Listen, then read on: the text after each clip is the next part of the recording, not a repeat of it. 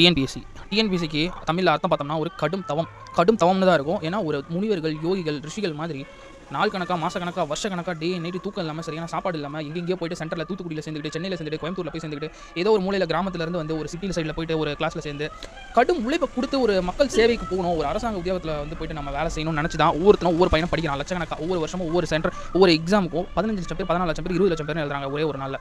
வெறும் 1000 post, 500 post, 2000 post, 1500 போஸ்ட்டுக்கு இவ்வளோ மெனக்கெட்டு ஒரு எக்ஸாம் வந்து கண்டக்ட் பண்ணுறாங்க டிஎன்பிஎஸ்சி ஆணையம். அந்த டிஎன்பிஎஸ்சி ஆணையம் வந்து பார்த்தோம்னா அவ்வளோ ஒரு எஃபர்ட் போட்டு அவங்களும் ஒரு அர்ப்பணிப்பு உணர்வோட, அவ்வளோ டீச்சர்ஸ், ப்ரொஃபசர்ஸ், லெக்சரர்ஸ், ஸ்கூல் டீச்சர்ஸ்லாம் வந்து அவ்வளோ அர்ப்பணிப்பு உணர்வோட அன்றைக்கி ஒரு நாள் வந்து வேலை செய்கிறாங்க. காலையில் 3:30 மணி 4 மணிக்கு எந்திரிச்சு அன்றைக்கி சாயந்தரம் 6:30 மணி 7 மணி வரைக்கும் கண்டினியூஸாக அவ்வளோ ப்ரெஷர், அவ்வளோ டென்ஷனோட, பதட்டத்தோட வேலை செய்கிறாங்க.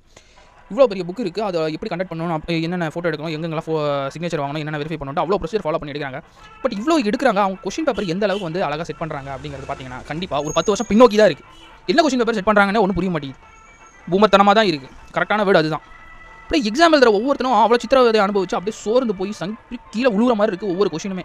அந்த மாதிரி அறத பழசான கொஷினுங்க. ஒரு மக்கள் சேவை செய்ய போகிறவங்க பேங்கிங் செக்டர்லாம் பார்த்தோம்னா maths, aptitude, logical reasoning, GK, computer science, political, இந்த மாதிரி போயிட்டு அழகாக 2 மாதம் 3 மாதம் படிக்கிறாங்க, கிளியர் பண்ணிட்டு போயிடுறாங்க. இந்த சிலபஸ் எடுத்து பாருங்க, சாமி 10 வருஷம் பின்னோக்கி தான் கூட்டு போகிறாங்க. இப்போ வர 2K கிட்ஸ், 2K 10 கிட்ஸ் எல்லாமே பின்னோக்கி கூட்டு போயிட்டு இருக்காங்க. ஜிகேல 100 கொஷின், லாங்குவேஜில் 100 கொஷின், ஒவ்வொரு கொஷினுக்கும் 1.5 மார்க். அது என்ன 1.5 மார்க்கு? என்ன லாஜிக் இது? அந்த அரை எதுக்கு? ரவுண்டாக 1 மார்க், ஒரே 1 மார்க் ஒரு கொஷினுக்கும் அப்படி வைக்கலாம்ல, ஃபஸ்ட்டு போகலாம்ல. அது என்ன 1.5 மார்க் லாஜிக்கு? என்ன லாஜிக்குனே புரியல. சாமி, உங்கள் தமிழ் பற்ற வளர்க்குறதுக்கு வேறு இடமே கிடைக்கலையா? ஒரு மக்கள் சேவை செய்ய போகிற அதிகாரிகள் இவங்கெல்லாம் அடுத்த 30 வருஷம் 40-50 வருஷத்துக்கு தமிழ்நாட்டில் இருக்கிற ஒவ்வொரு அரசு இயந்திரமும் இவங்க கையில் தான் வந்து இயங்க போகுது. இப்பேற்பட்டவங்களுக்கு வந்து ஒரு பொது அறிவு அதிகமாக இருக்கலாம். அதாவது நடப்பு பிரச்சனை, அதுக்கான தீர்வு என்ன, அவங்களோட சமூக பார்வை என்ன, கண்ணோட்டம் என்ன, அதை நீங்கள் செக் பண்ணாமல் இலக்கணம்னு சொல்லிட்டு ஏன் அகழ்வாராய்ச்சி பண்ணிக்கிட்டு இருக்கிறீங்க?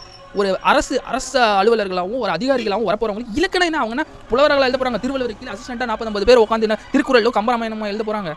ஏன் உங்கள் தமிழ் பற்றுக்கு வந்து தப்பே கிடையாது. உங்கள் தமிழ் அறிவை வளர்க்குறது, தமிழ் பற்றை வளர்க்குறதுக்கு தப்பே கிடையவே கிடையாது. அதுக்கு இதுவா இடம்? ஒரு அரசு அதிகாரிகளாக ஆக போகிறவங்களுக்கு தமிழை ஏன் நோண்டி ஒரு லாங்குவேஜ், அது இங்கிலீஷ் அப்படி தான்.